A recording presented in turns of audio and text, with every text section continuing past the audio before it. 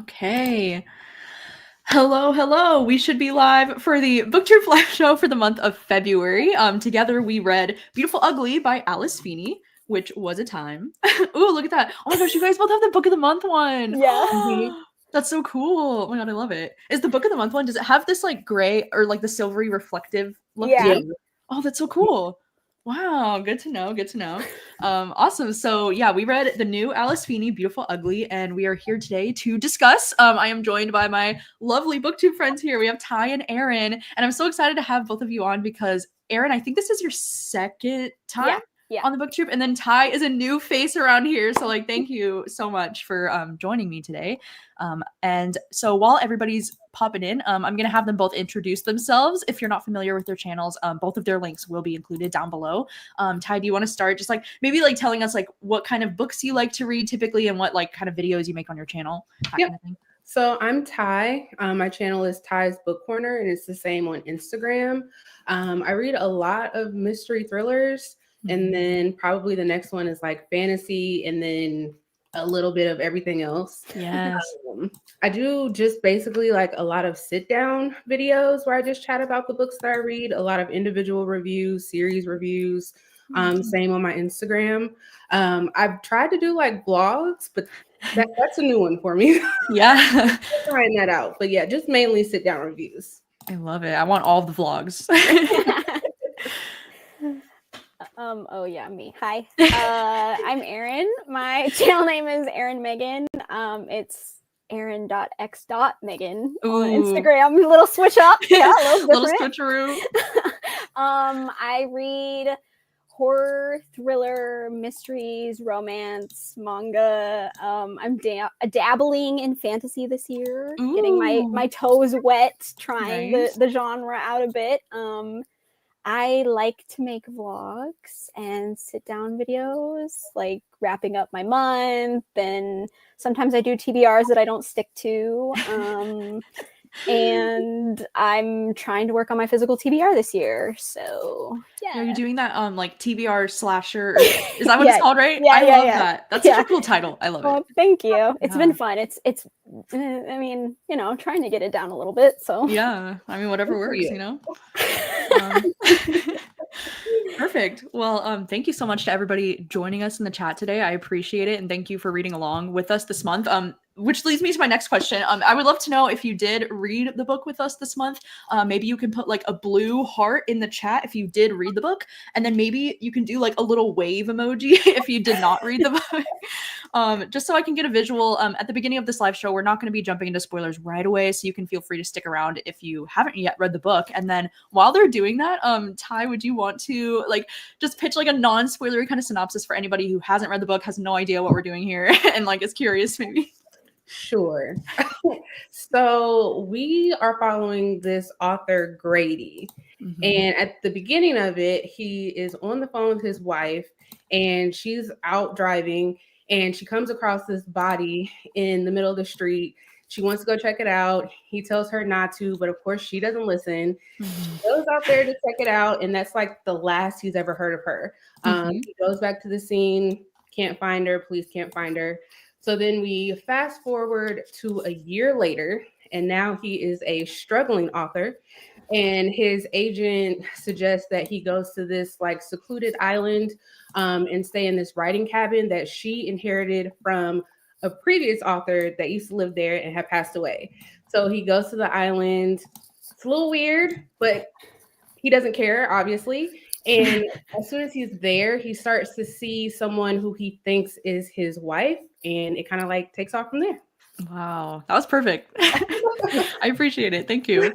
Awesome. So yeah, so that is the general gist of this book. I guess we might as well get into ratings because I'm actually like dying to know because I don't know how either of you felt about this. And I'm like actually dying to know because I mean, part of me is hoping we all felt similarly, but then part of me is hoping we all felt differently so we could just have a crazy discussion.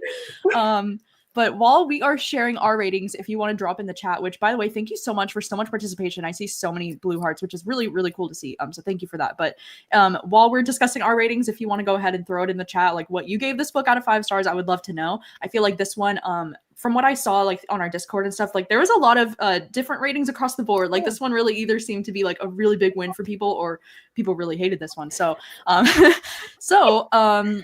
Erin, do you want to kick us off with your rating first? Oh my god, wait, okay, I'm scared. I don't quite know how I feel about this book. Okay, fair. But I think I'm giving it 4 stars. Oh, okay, nice.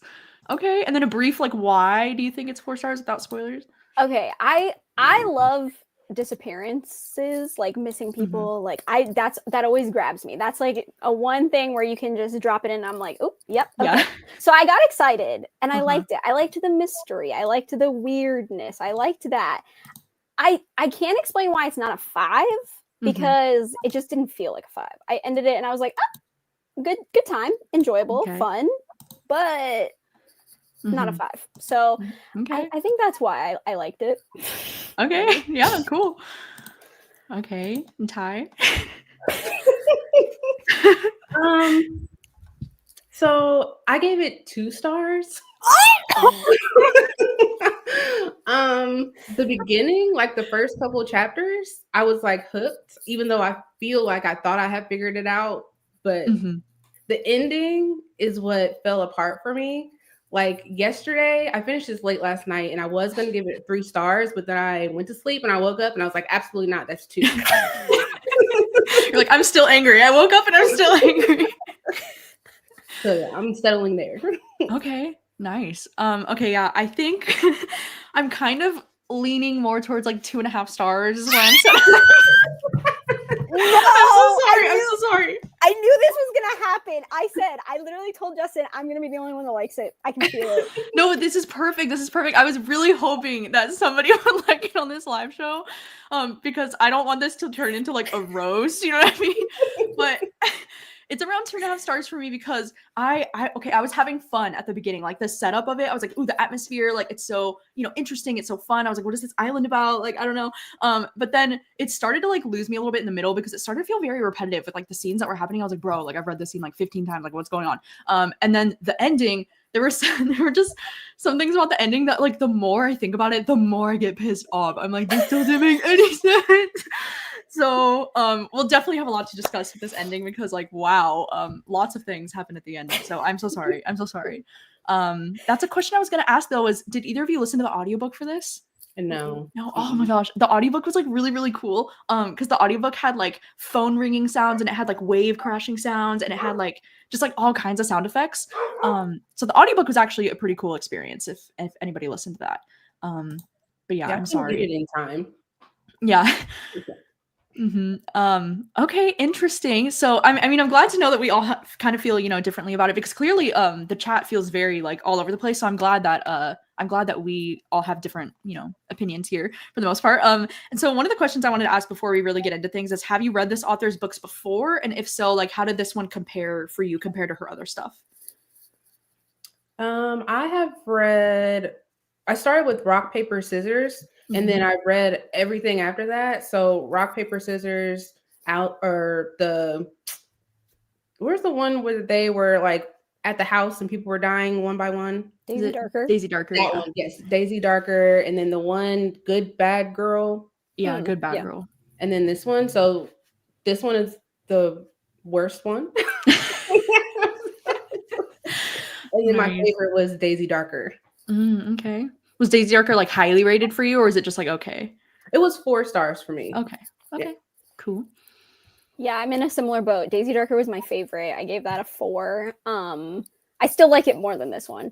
Yeah. And I didn't like Rock, Paper, Scissors. And then I read His and Hers, and I thought that one was okay. It's like a high 3.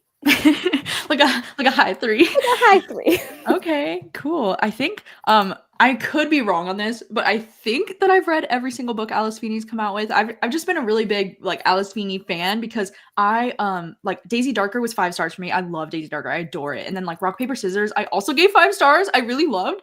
And I really liked her book Sometimes I Lie. I liked His and Hers. For the most part, she's like a win for me, but she has had a few, like I think Good Bad Girl is one that I didn't really care for. And then her book I Know Who You Are has like a really insanely weird plot twist in my opinion. I really didn't care for that. But this one is definitely like lower ranked for me. Like I don't think I think this one is better for me than Good Bad Girl. Because that one I just really didn't connect with. Like, and I feel like my thing with that book was I was like, it had no atmosphere. Like there's just no atmosphere. And so at least this had the atmosphere. But yeah, I think this one is one of her lower ones for me, but it doesn't put me off of reading her stuff because I really do like most of Alice Feeney's books. So that's good to know. That's crazy that we've all liked Daisy Darker because I feel like Daisy Darker is another one of her books that's like very divisive. Yeah. So cool to know that. And then let's see, last question before we get into spoilers, because I think we can talk about this without spoilers, but like how did you feel about like the writing style in the book and like the pacing and like the atmosphere overall, just compared to like her other stuff?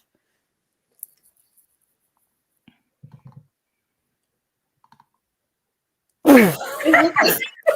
looked like you were about to say something. I was like, did we freeze? I was going to, but then I didn't know if someone else was gonna go, so I was like, oh, okay. I think it's slower than Daisy Darker was for me. Like, I think the pacing, I felt like it was more like Daisy Darker was faster for me to read through. Like I was more into it. I don't know. But I liked the atmosphere of this one. I like Scottish island, weird town vibes. I think that's fun. But like I the pacing was a little weird. It felt repetitive. Yeah. I feel the same. I think in the when we started getting the different POVs, it kind of felt like they were giving us the same scenes, but just from someone else. So it like slowed it down. But I did like being on the island and like the atmosphere of that. And then the beginning, I really liked, but the middle really dragged for me. Yeah. I know, I would agree because like I was having a fun time up until like maybe 100 or 150 pages in, and when it started to feel a little bit repetitive, that's where the story was kind of losing me because then I was like, oh my god, like I'm just ready for something to happen. But then even by the time something was happening towards the end, I was like, okay, like I didn't want that, but okay, cool. So I think we're gonna go ahead and jump into spoilers just because I want to be cautious about spoilers with this one, with talking about it, because I know it's kind of hard to talk about this book without spoiling it. So jumping into some spoilers, this is a bit of a mild spoiler, but we're gonna jump into it anyway. But spoilers for the rest of this live show. If you haven't read it yet, thank you so much for being here. I appreciate you. But the first spoilery question that I had is, how did you feel about getting Abby's perspective? Because, you know, like we not only get Grady's perspective in the present day, but then it's not until about like, I think like 50 or 60 pages in, we start getting these flashback chapters of Abby, and you start to like learn about how like, oh, she was kind of unhappy in her marriage with Grady. And like, you know, from his perspective, it had seemed like he was just so in love with her and like everything was fine. So like, did you enjoy Abby's chapters, or did you feel like they were necessary, or did they like add anything to the story for you? So at first I did like her chapters because I was tired of reading from Grady. So it was a nice like breakup from hearing him talk. But then it felt like at certain points, like some of the scenes we were getting from her perspective, they were random. Like when she was talking about the scene with the music teacher. I was like, what was that? We didn't figure out what was going on with that till the end. So I did like hers, but it kind of felt random at times. Yeah, I agree with that. I liked it because it felt like we were getting a different perspective of their marriage. Like like when you first start reading, you're like, okay, so it's not exactly what he was portraying it to be, which is very much like Verity and like I just read The Wife Before by Shanora Williams. That one also does the same thing where the marriage has like you getting two sides of the story. So I liked that because I felt like Grady was kind of making everything seem picturesque, and I was like, that doesn't really check out, but okay. So I liked it at first, and then it also felt random because the music teacher part and stuff, I was like, wait, what are you talking about? That felt like the most random at the time that I was reading it. It felt like the most random out of pocket scene where I was like, what is going on? Like, why do I need to read about this? Like, I know it eventually connects. So like there was a reason for it, but yeah, I was like, whoa, like, okay. I know. And that's a question that I had was, so it actually was Kitty that we were reading about, because okay, something confusing that happened towards the end for me was when Kitty was like, oh, I actually changed my name legally from Abby to Kitty. And then I was like, wait, because then I was like, does that mean every section that I've been reading that's Abby's point of view was actually Kitty? That just like threw my brain for a loop right there. Yeah. That is interesting. Okay. One of the questions that I had was so about this ending.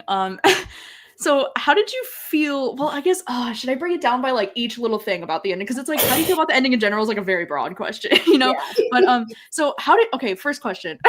How did you feel about the plot twist where we find out that Grady was the one lying in the road? He was the body that she stumbled upon. How did we feel about that twist? That's so stupid, because I still don't understand, how are you the one that's in the road, but she was also talking to you? So how are you quiet enough and still enough to have a whole conversation in the road? Yeah. I mean, I kind of liked it because I was like, oh, he tried to kill her. Whoa, you know? But then I was kind of like, oh, okay. I feel like I was like lied to, you know, like I was upset because when you go back and read the first chapter, he's just lying to us the entire time, because he's just like saying, oh, like I was on the phone with her and then somebody got in the car and I could hear them breathing and like, oh my god, like, you know, it's just like, okay, so that's all bullshit, like what, you know?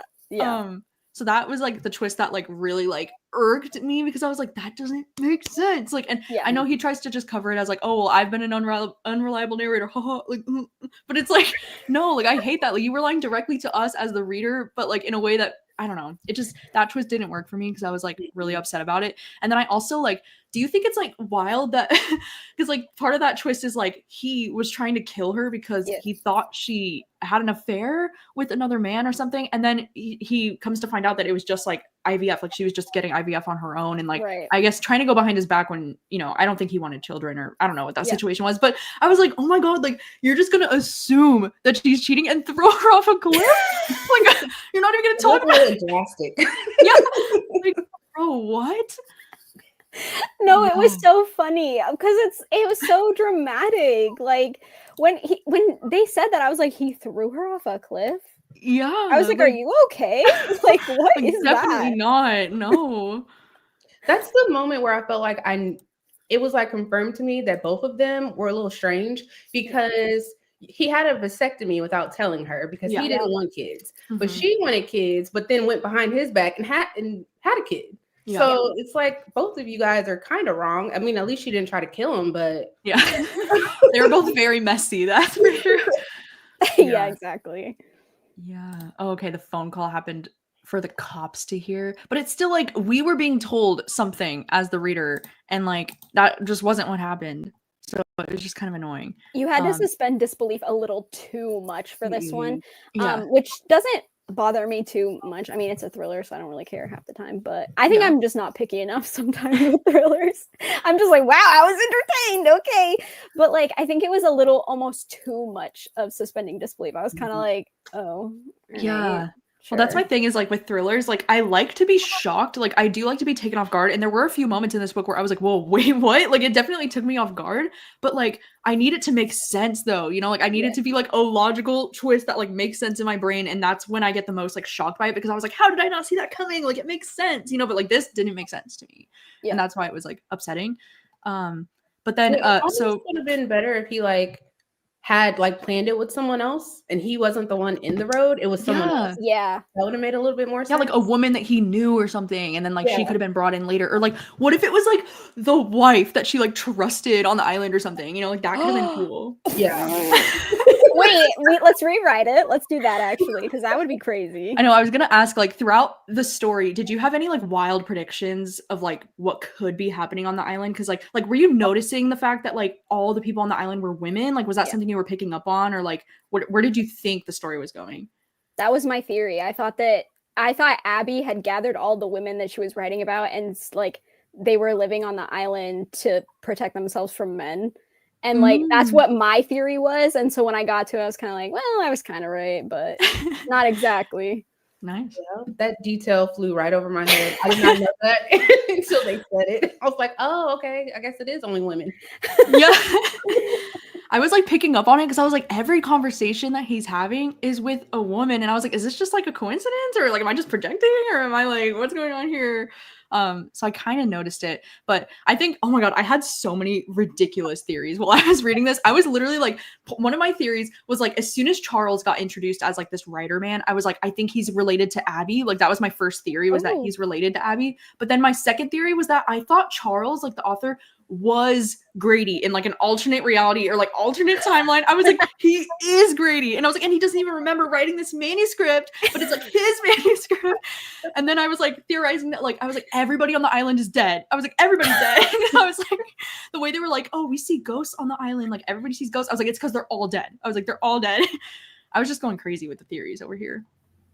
But I would have really been into my theory about Charles being the same man as Grady. I thought that could have been cool because like they even hinted at it at one point. Like towards the end, they were talking about like some kind of time loop thing. Like I don't know if you saw that with like when they mentioned like the statues on the island or something, and they were saying like the children of the mist and whatever, and there was some kind of mention of like time loop or like time portal, and I was like, oh my God, it's because Charles is Grady. Like I thought I was like onto it.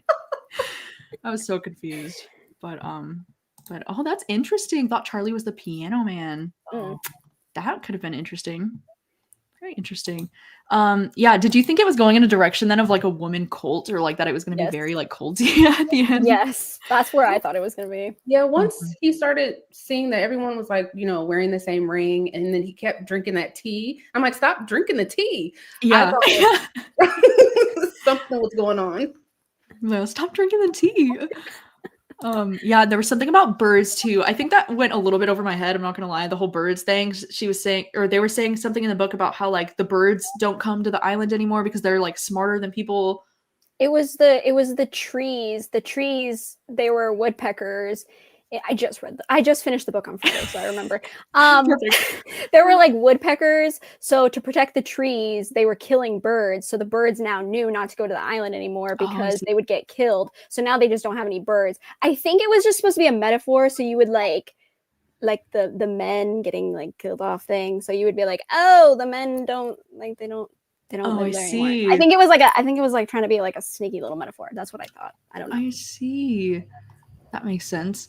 Also, yes, I was going to ask about this. Like, if anybody noticed the hidden message in the book, because somebody pointed this out to me on my Patreon, because they said Alice Feeney did, because I guess on page 302, Grady says that he left a secret message in the first word of the first 14 chapters. And then if you go back through the first 14 chapters of this book, the message says, if you are reading this, I am trapped. I didn't do that. No, I didn't do it either. I didn't notice it, but somebody pointed it out to me, and then I like fact checked it, and like the first word of the first chapter says, if you are reading this, I'm trapped. I was like, that is so cool. Yeah, that's cool. Yeah. I love that. I love a little. I don't even know why I didn't think to do that. I know, because after he said he left a hidden message, I was like, well, I was like, there's probably something in here. Oh, I was lazy. I thought one of you would tell me if it was actually there. No, I'm serious. So I was like, I bet you if I look back, but then I realized they didn't have numbers on the chapters, and I was like, I'm not going to count 14. So yeah, true. That's true. I don't even know if it was like the first 14. It was just like the first few chapters that I noticed that, and I was like, whoa. Maybe it is a longer message. Maybe if you keep going, maybe it's more. Maybe there's more words to say. But that's really cool. I do love that. I love a sneaky little like hidden message like that. I think that's fun. Yeah, that's very cool. Okay, and then second question about the ending, because there's just so much to unpack here at the end of this book. So how did we feel about the plot twist of like, so I don't even know how to explain this. For people that DNF'd it, you're probably like, wait, what?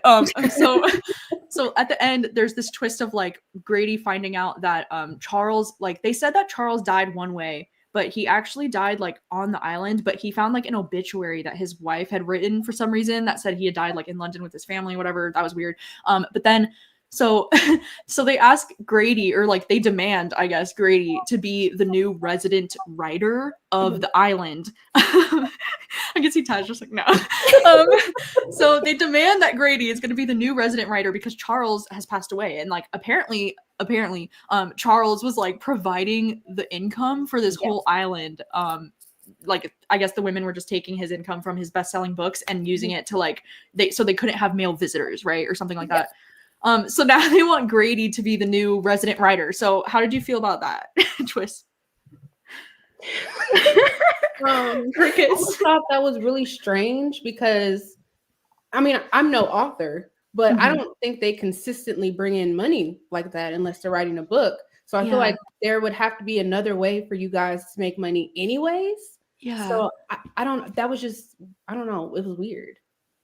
Because I thought they were getting money from tourists, but they just didn't want them there. So they didn't want to have to expand their tourist season from like however many weeks or months to more. So his was like more of like a padding, which I mean, like I thought it was kind of fun. Like I was like, okay, this is kind of silly, but like, okay. But I do think it's weird that why do you want him there? Why don't you just find a female book writer? Okay, thank you. Because my biggest problem with this twist is I was like, what, can only a man write a bestseller? Like, what's going on here? Like, what do you mean? Because I'm like, you're just telling me this whole time, like, we don't want men on the island. And then it's like, okay, well then Charles died, so like, bye, men. Okay, and then like, why not just have one of the women write a bestseller? Like, what's going on here? Yeah, why can't they have a female author? Like, why don't they just like, because okay, it's not like they don't exist. Like there are women that write books. So why don't they just find one and then say, hey, come live on this island where we're all women and we don't like men? And they'd be like, oh, chill, let me pack up and move. And then they would be fine. So I don't understand. I wonder if maybe I'm just throwing this out there. They chose the men because if they're being like forced to do this, or else I guess they die. I don't know. Maybe it will force them to write a better book. Right. Because their life's on the line, that it's a little bit more like higher pressure. stakes. Yeah, so they have to like make a good book. I know, but that's like crazy to me because I'm like, okay, if this is their way of punishing a man, I think there are better ways we could punish a man than having him write a book. I think they should have just killed. Then they're just gonna kill him. Like, just kill him. Like, if they just want to kill Grady, just kill him. Like, just do it. I think I would have liked it better if they were just like, surprise, it's been a whole plot. We're trying to like out you. You're a terrible person. You tried to murder your wife. Okay, by the way, you're dead now. Then I would just be like, oh, okay, yeah, payback. Cool. It's also kind of strange because you're punishing them by having them do something that they already enjoy. Like that's what I'm saying. Right. Like, he loves writing books. Like he loves the attention of writing books. So like what?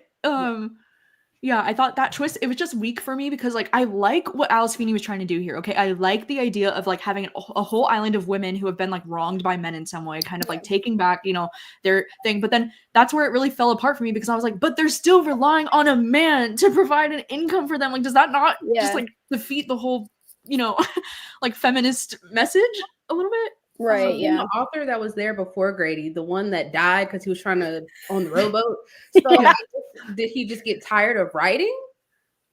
Yeah, I think he just like didn't do well. Like I think he just didn't want, like he just either couldn't or he was just like, I don't want to do this anymore. So like they just were like, okay, bye. Was that Charles you were talking about? No, there was one in between Charles and Grady. They had like he was like their like experimental one. Yeah, he was like Charles the man that went missing on the island or whatever. Yeah, because Charles was like a friend, right? He was like friends with Sandy, and then he was like, you know, they like had a relationship with them or whatever. So he like was liked. Oh, okay. Yeah. But see, that was my problem. It's too good of a deal. Like this man tried to throw his wife off a cliff, and you're like, we're just gonna bring him here to write a book. Yeah. What? So yeah, and then so part of that twist too is that at the end of this book, you know, Grady accepts this position of resident writer, and then the story flashes forward a year later. The final chapter of the book takes place a year later, and he's like sitting there writing his little book, and he said he like left a hidden message in the book, and then the final scene of this book is the women of the island like killing him. They basically like line his little coffin with all of his books and then throw him in there, bury him alive, as far as I could understand. And then she says like, I hope you die in your sleep or something to him, which is kind of what they said to each other as like their way of love, or like they said it as a way to love each other. So how did you feel about them just like killing him off at the end? Like, did they already have another author lined up? Like, I don't understand. Yeah, did they realize one of these women is like a great writer and they were like, we don't need you? Yeah, what's the next step? I feel like I need a little bit more. Okay, so this was my interpretation because I hate that part. I thought that was stupid. I would have rather him just been like, well, I'm writing for the society, yay, like whatever. I was like, whatever, that would have been fine. But then I thought that was a metaphor. Me being metaphors again. I thought it was a metaphor.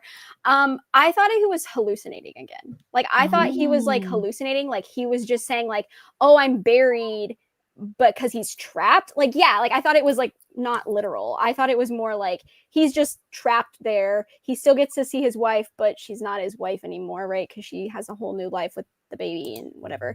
And so then like he's got his life, but it's under their circumstances, not his anymore. So I thought it was more him hallucinating when he went to That's so sleep. interesting. I really didn't consider that because like this man is a liar. He's been lying to us this entire book. So Right. like there's a chance he could be, you know, lying or hallucinating at the very end. Like maybe they didn't, but Yeah.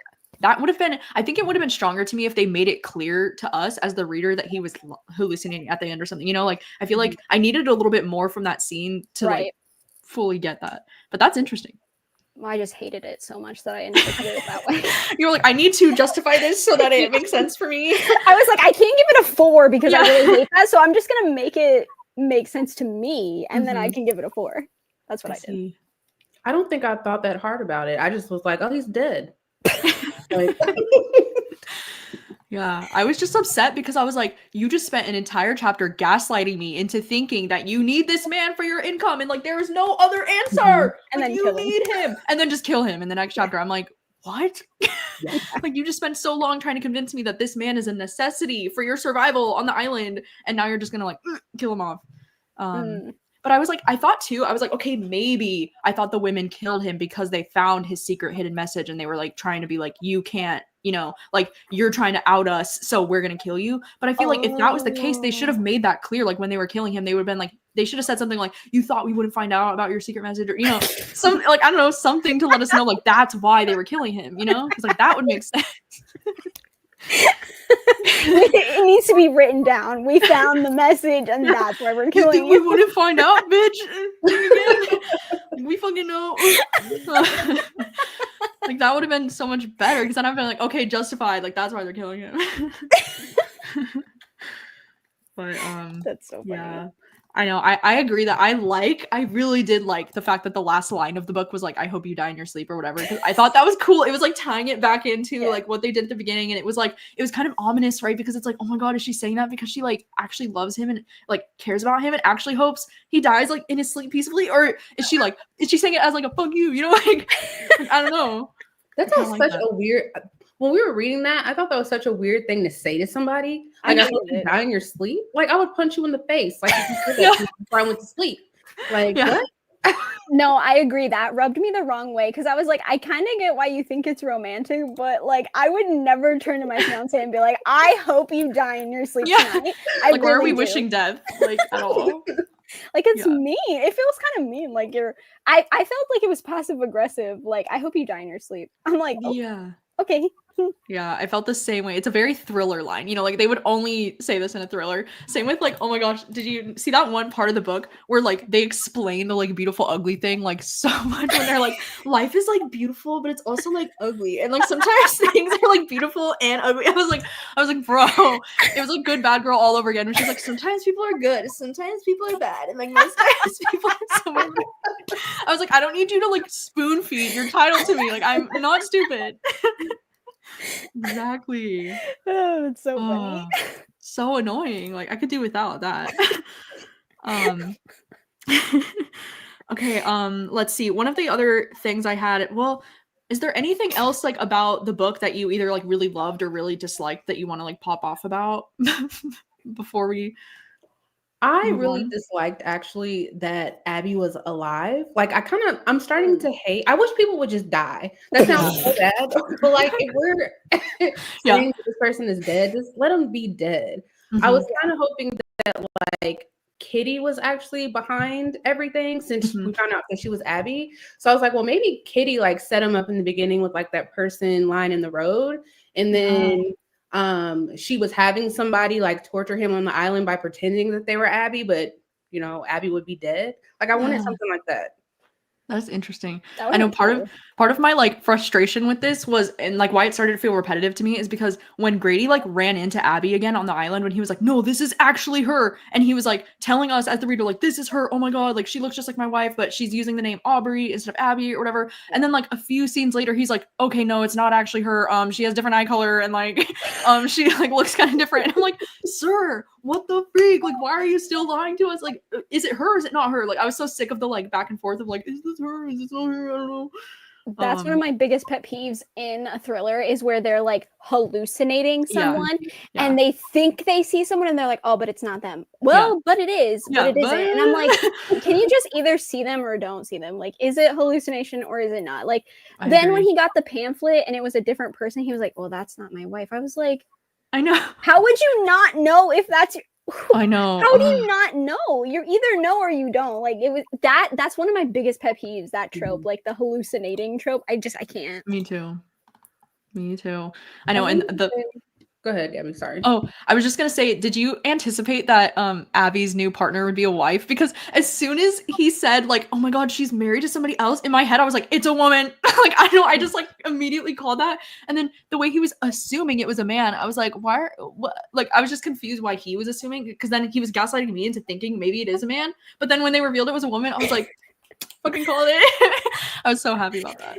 I still thought it was a man because I still didn't catch on that it was only women on the island. Yeah, true.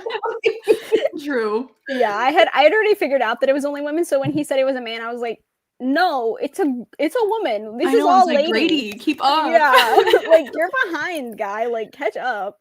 Yeah, that's what I mean. He was like the ultimate unreliable narrator. Insomniac, alcoholic, emotionally distraught. He had all of the checks.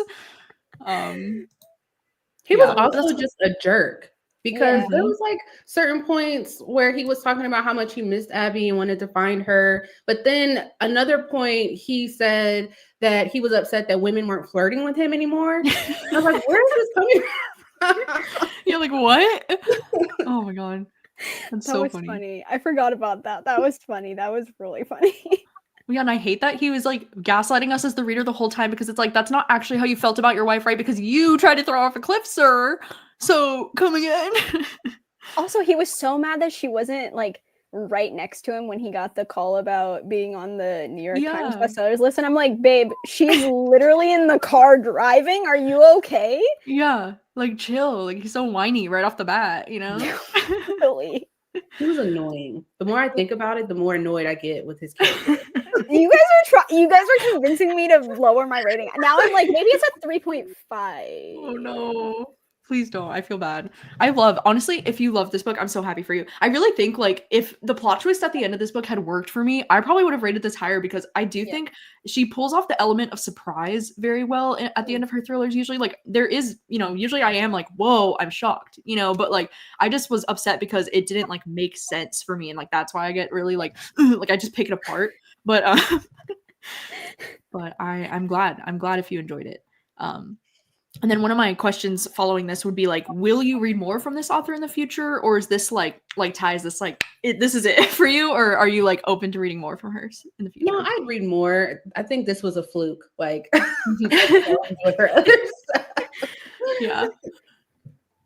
yeah, I would probably keep up. I mean, they're easy. I feel like they're fun. They don't take a lot of energy to read. They're easy to digest, and they're not overly complicated. So I think that's what I like in thrillers anyways. I don't really like to think too hard when I read them. So I agree. I think Alice Feeney, she's really good at writing a thriller that's like very compelling, very easy to read, very easy to get into. Like, and I like that about her stuff. And most of her books have like really great atmosphere, which is also just something that I really love in a thriller. Like, I love like a moody island, like mysterious, like mystery vibe. Like, I think she's really good at setting up that kind of vibe. So like, even if I don't end up liking the overall story, I still have a fun time with it just because of the atmosphere alone.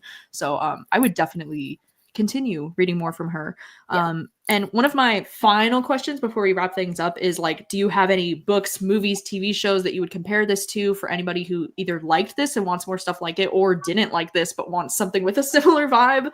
If you have any recommendations of anything. I couldn't think of like any movies, but I did think of like I got to one part of this book and it made me instantly think of this one. Oh, Wild Places, where someone had went missing and they were following these people in this like tight knit community, and it's not what it seems. yes. That was like the only thing that I could think of. I love that book. I don't know why I didn't think of that one. That's such a good one. Yeah, that's good. That's a really good one. I thought of Secret Window, the movie, with Johnny Depp. That one, because when he got the manuscript and it was written by someone else, and he was like, I was kind of like, I don't know, it just reminded me of that, like being in a cabin, writing a book. That reminded me of that. The ending, not the part that everyone hates, like but it kind of reminded me of Bloom a little bit, like the ending, with like some of the things that happened. But Bloom is like really, really good, and I know a lot of people like that. So maybe if you didn't like that, read Bloom. I thought the writing retreat, like unhinged writers, unreliable narrators, isolated setting, love. And then Taylor Adams, The Last Word. Is that what it's called? The Last Word? Yeah. That one reminded me because she's got a dog and she's in that house, so she's sitting for her, and she's also on her own and she can't trust anyone. And there's unhinged authors. So dang, okay. Those are good. Yeah. I had some. Those are actually really good, though. Wow, thank you. I put Daisy Darker just because I was thinking if you like, like island vibes, like murder, I think this would be a good one. And I like Daisy Darker more than this book, so I would recommend Daisy Darker if you haven't read it. But then I was also thinking it kind of reminds me of Dead 11, just with the way that it's like an island. There's like people there. You don't really know what's real. Like that kind of. This one's more horror though, but I did really like this one. And for some reason, it kind of reminded me of The Fury too, where it's just like kind of chaotic at the end, and it's like an island vibe. I don't know. I know too. Somebody mentioned that it kind of reminded them of Every Value Break by Peter Swanson. Like it kind of also has like an island, and there's like untrust. Like I think on that island, it's like you can't have your phone, and like there's a lot of like mysterious kind of island things in that one too. Let me see. I saw Dead 11 meets The Wicker Man. I haven't seen Wicker Man, but I've been seeing a lot of people compare it to this. So that's very interesting. I think Shutter Island is a good comparison. I think The Girl on the Train for like an unreliable narrator type of vibe for sure. But yeah, I haven't seen The Wicker Man. Everybody's talking about it. I'm like, whoa, what? I haven't seen that either. Yeah, but and this one is getting a film adaptation. I don't know if you guys saw this, Beautiful Ugly. It's officially been announced that it's getting adapted. Yeah, already? Yeah. And I'm so curious how they're gonna do this, like as a movie. Yeah. So I'm like, are they gonna make her wear the contacts and be like his wife, but like not his wife? Blue eyes to brown eyes real quick. Yeah. Those contacts. Yeah. Like I'm actually so curious. Like, do you think you'll check out the movie if they do end up coming out with it?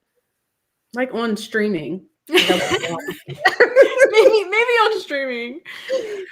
Yeah. I don't know. I feel like the movie would be, I feel like I would hate it more on screen than in book form. Maybe. I know. Sometimes with thrillers, it's like, ugh. Like I don't know if you saw His and Hers by Alice Feeney is getting like a Netflix adaptation, and it's gonna star like Jessica Chastain and like John Bernthal, and like they've got like stacked cast. So I was like, whoa! Like I'm actually kind of excited to see that. But with this one specifically, I don't know how this would translate into a movie. Honestly, I can't really picture it. Like I'm sure the island vibes would be really great, but otherwise, like I don't know how. I don't know. I can't really picture it. So. That's true. Like maybe the adaptation will fix some of the book's issues. That could be the case. So cool. All right. Well, did you have any, final thoughts, any recent videos you want to promote, any recent favorite books that you've read that you just like want everybody to read and shout it out to the rooftops? No, a really good book that I like. You didn't like it, I don't think, Gabby. The Favorites. Oh, by Lane Fargo. I adored that book. And then I think later on I saw your review and I was like, ooh. I wanted to love it so bad. Oh, that was like a 5-star prediction for me. I was like, please. Amazing. I'm glad you loved it. Everybody seems to be loving The Favorites. Like it's probably going to be on everybody's top 10 of this year, I imagine. I didn't read it. So I don't know. I saw ice skating and I was kind of like, oh, okay. I don't know. Yeah. What about you, Erin? Have you read anything amazing lately that you want to shout out?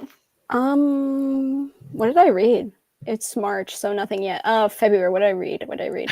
Oh, Where Sleeping Girls Lie. Loved that. And The Reformatory. I think those were two of my highest rated books last month. And I love The Reformatory. It was so good. I love that one. Amazing. So good. Awesome. Well, I think that just about wraps up this live show. So thank you so much to everybody for joining us this month. Next month for the book troop, we're going to be reading Listen to Your Sister by Nina Vale, I think is the author. And that one sounds really intriguing because it's being compared to Stranger Things meets like Jordan Peele like vibes. So I'm like, Ooh. What? So very excited for that one. I hope that one will be just as fun of a time. But thank you so much for joining us for this live show today. Thank you so much to Ty and Erin for joining me today. I really appreciate it. Both of their links will be down below if you're not familiar with their channels. You can go check them out, show them some love. And thank you for joining us on this Sunday. I hope you have a good rest of your Sunday and the rest of your weekend. And we're gonna head out. Bye.